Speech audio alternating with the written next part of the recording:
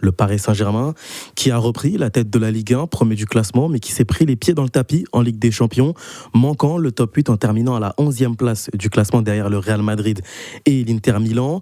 Après 3 matchs sans victoire face au Sporting, face à l'Athletic Club et le dernier match nul face à Newcastle. Timothée, je commence avec toi. Est-ce que les résultats récents et le fond de jeu du Paris Saint-Germain t'inquiètent ? Le fond de jeu est moins bon. Le fond de jeu est clairement moins bon, et ça, je pense, depuis le début de la saison. Après, est-ce que ça m'inquiète ? Oui et non. Je pense qu'il faut arrêter de dramatiser la chose. C'est normal que le Paris Saint-Germain ne réitère pas chaque saison ce qu'on a vu en 24-25. Ce qu'on a vu sur les 6 derniers mois de la saison précédente, c'est du jamais vu. C'est du jamais vu et c'est historique à l'échelle du football européen global. Donc non, ils vont pas faire ça toutes les saisons. Après, oui, dans le jeu, inquiétant, non, mais décevant, oui, parce que je pense que les hommes de Luis Enrique sont capables de proposer davantage, notamment en Ligue des Champions, où les 3 derniers matchs, comme tu l'as dit, au-delà des résultats décevants, ont été aussi très décevants dans le contenu. Mais globalement, il ne faut pas non plus être alarmiste. Le Paris Saint-Germain est là où il devrait être. Il est toujours en lice en Ligue des Champions au mois de février. Le Paris Saint-Germain est redevenu leader. Alors oui, les joueurs sont moins bons. Oui, c'est moins flamboyant. Il y a moins cette sensation d'être irrésistible comme c'était le cas il y a 1 an jour pour jour. Mais au final, le Paris Saint-Germain est totalement dans ses standards. Le petit bémol, si on devait en trouver un, c'est l'élimination prématurée en Coupe de France face au PFC. Mais sinon, globalement, même si c'est moins bien que l'an dernier, je trouve qu'il faut arrêter avec ce cinéma de « Ah oui, c'est la catastrophe au Paris Saint-Germain ». Je pense qu'il y a beaucoup de clubs qui aimeraient être en crise comme l'est le Paris Saint-Germain, soi-disant actuellement. Donc non, c'est pas inquiétant, même si voilà, il y a quand même des choses à améliorer. Est-ce que tu es moins alarmiste, t'es aussi moins alarmiste que Timothée par rapport à la situation du Paris Saint-Germain, avec manquer le top 8 en Ligue des Champions et cette forme en Ligue 1 qui par moment peut être un petit peu compliquée, ça là?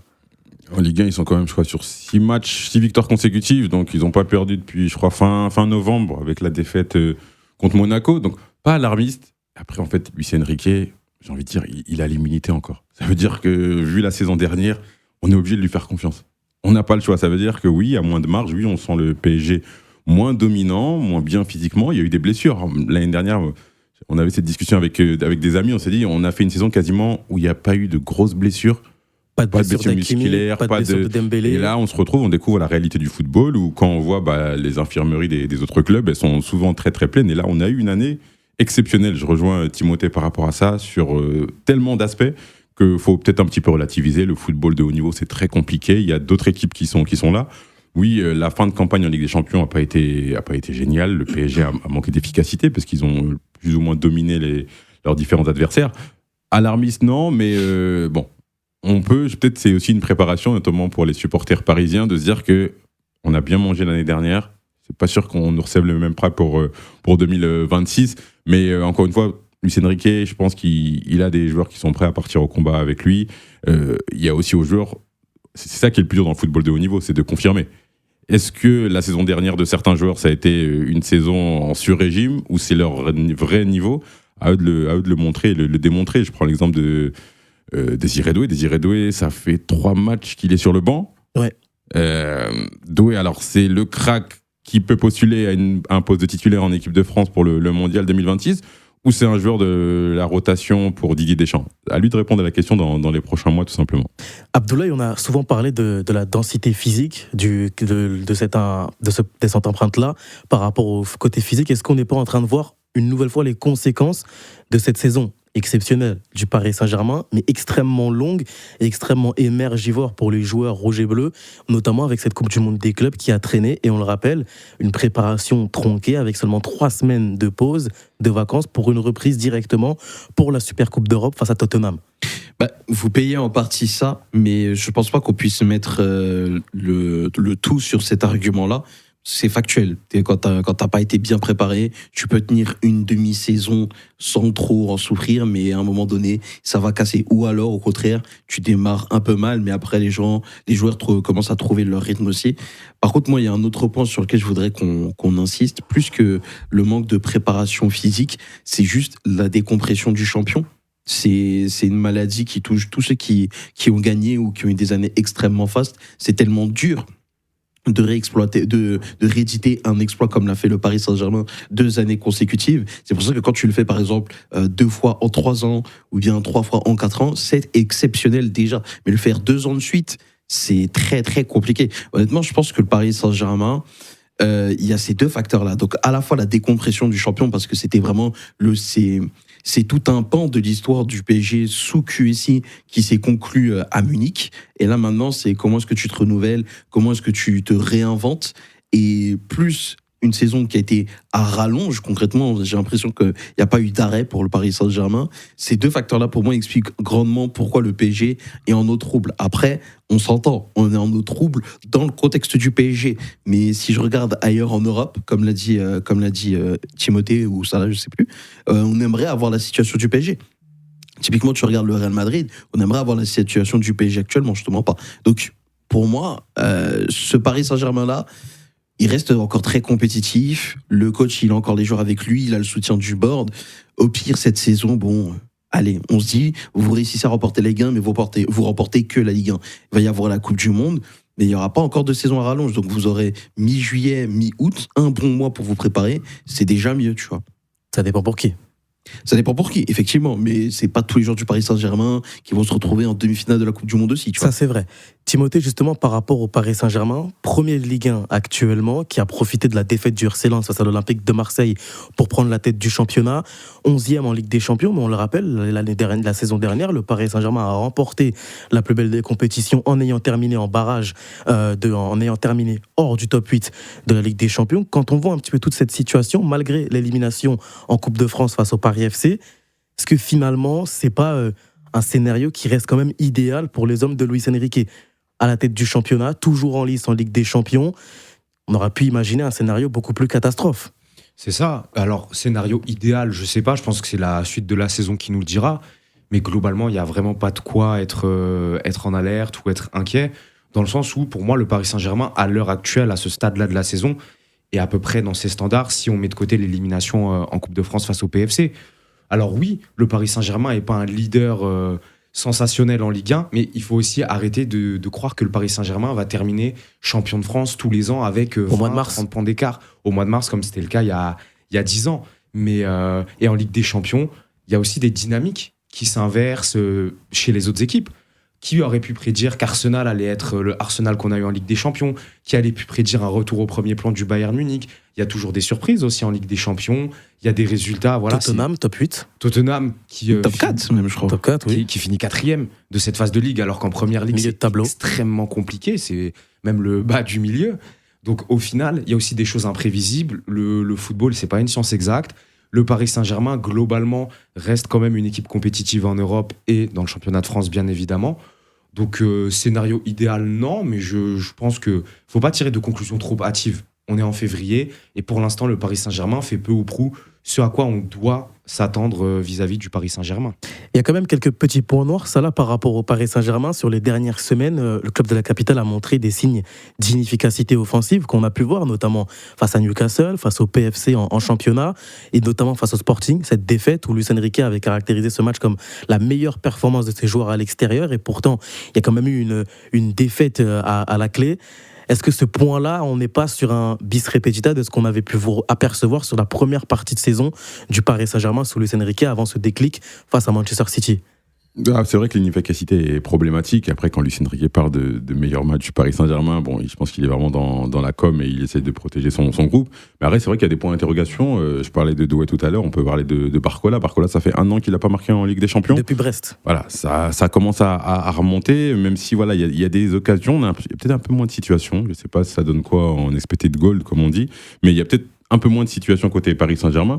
Mais encore une fois, bon, l'efficacité, ça peut reprendre. Tant que le PSG a, entre guillemets, les clés pour dominer ses adversaires, il y a la possibilité de marquer des buts.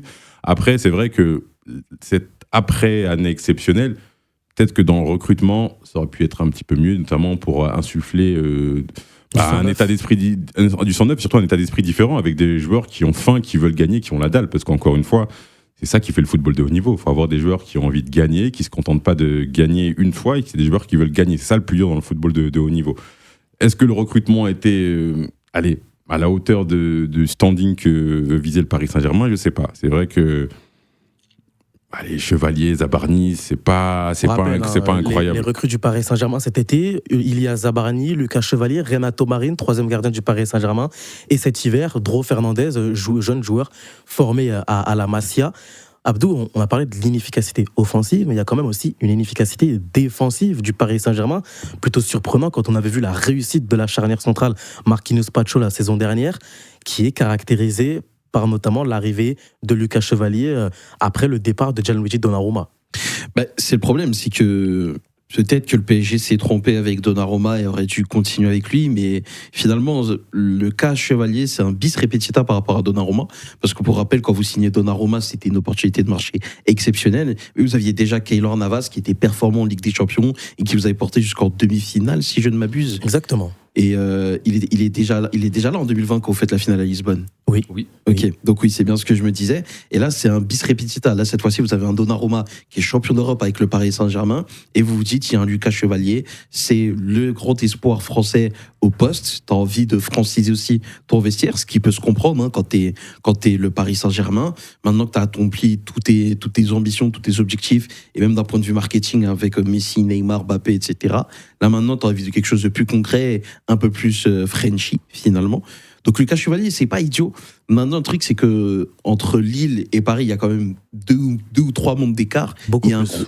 y a un gros step qui doit être fait. Et surtout, t'as pas le même volume d'occasions à arrêter. Quand t'es un gardien dans ce type de club-là, parfois, t'as qu'un seul arrêt à faire. Mais si tu ne le fais pas, ça plombe ton équipe. Et derrière, si tu fais pas cet arrêt-là et que ton adversaire se met en confiance, peut-être que t'as une deuxième frappe, mais comme t'étais pas en confiance sur ta première sortie, peut-être que t'en prends un, t'en prends deux, t'en prends trois, etc. Après aussi, je pense qu'il y a un autre point qu'il faudra aborder, c'est que le Paris Saint-Germain aussi, par rapport à la saison dernière, c'est que je trouve qu'en Ligue 1, il y a une concurrence cette année. Là, vous avez Lens dans les pattes. Je ne dis pas que Lens sera champion de France ou réussira à vous challenger jusqu'au bout de la saison, mais l'année dernière, vous aviez déjà éteint tout débat. Et même si en Ligue des Champions, vous étiez barragiste, mais même pas tête de série barragiste, parce que c'était Brest qui était tête de série, en Ligue 1, vous aviez fait le job, et dans le contenu, dans le jeu, c'était bien mieux. Là, vous avez, par roublardise, eu d'aussi bons résultats que l'année dernière, en tout cas en championnat.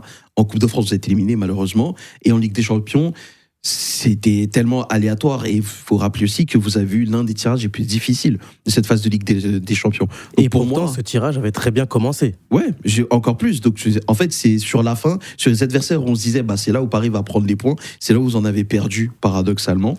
Donc pour moi, je suis pas tant inquiet pour ça pour le PSG. Et il y a toujours la place pour monter en puissance. Après, par rapport à Donnarumma et à Lucas Chevalier, il faut quand même parler du contexte. À ce moment-là, Donnarumma rejoint le Paris Saint-Germain libre de tout contrat avec un Keylor Navas qui avait rejoint le Paris Saint-Germain en provenance du Real Madrid pour 13 millions.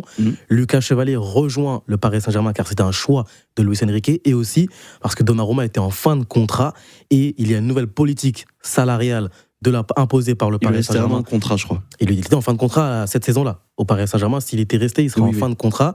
Et la nouvelle politique salariale n'était pas forcément voulue par le board, par le clan Donnarumma. Et donc, le Paris Saint-Germain a décidé de se séparer du portier italien. Timothée, le Paris Saint-Germain n'est plus aussi dominateur qu'en 2025, avec cette année exceptionnelle, avec ses 6 titres remportés. Est-ce que le PSG peut revenir à un tel niveau ? Revenir à un tel niveau, ça va être compliqué. Mais moi, en fait, j'aimerais qu'on se pose la question de les grandes équipes là, qui ont gagné le sextuplé ou même qui ont fait des triplés, etc. Dans l'histoire récente. Qu'est-ce qu'elles ont fait derrière ? Qu'est-ce qu'elles ont fait lors de la saison 2 ? Qu'a fait l'Inter Milan en 2010-2011 ? Ils se font éliminer par Schalke 04 en 8e de finale. Que fait, toute proportion gardée bien évidemment, le Barça en 2009-2010 ? Au final, ils prennent pas leur propre succession en Ligue des Champions. Que fait le Bayern Munich en 2020-2021 ? Ils se font éliminer en quart de finale et sont par contre leurs propres successeurs en Bundesliga. Donc au final, si le Paris Saint-Germain arrive en quart de finale de Ligue des Champions ou dans le dernier carré et son propre successeur en Ligue 1, pour moi, ce ne sera pas une saison ratée. Alors oui, retrouver le niveau de 24-25, ça semble utopique. C'est ce qu'on souhaite évidemment en tant que supporter du PSG, même si je pense que cette saison, il faut laisser ça de côté. Mais globalement, il faut pas... En fait, c'est ça, il faut relativiser. La deuxième saison, elle est toujours compliquée. Parce que la première saison aussi, il y a eu un effet de surprise. Personne ne s'attendait à voir ce Paris Saint-Germain à ce niveau-là, de manière aussi impactante et être à ce point présent dans les grands rendez-vous. Donc non, on ne sera pas au même niveau que l'an dernier, mais on peut quand même, je pense, refaire de belles choses, même si, à mon avis, on ne reprendra pas la Ligue des Champions. Au-delà d'avoir mis en place une nouvelle politique salariale, il y a aussi une nouvelle politique de recrutement, une volonté de franciser le vestiaire, de recruter des joueurs en phase avec le projet de jeu de Luis Enrique et surtout de recruter des joueurs à fort potentiel qui vont représenter le présent et l'avenir du Paris Saint-Germain. Mais justement, ça là, tu avais parlé de ce mercato estival. Est-ce qu'on n'est pas sur un mercato qui a été beaucoup trop léger vis-à-vis des champions d'Europe ? Après, il faut voir aussi toujours les opportunités de marché. C'est vrai que maintenant, quand on voit il y a quelques jours des transferts. Jérémy Jacquet on voit les qui prix, part pour 110 millions. C'est incroyable. 70 millions. 70. C'est incroyable. Et du coup, je pense que le Paris Saint-Germain a énormément dépensé. Et là, ils sont dans une nouvelle phase. Et l'année dernière, il a montré aussi, Luis Enrique, qu'il était capable de faire confiance à des joueurs comme Mayoulou.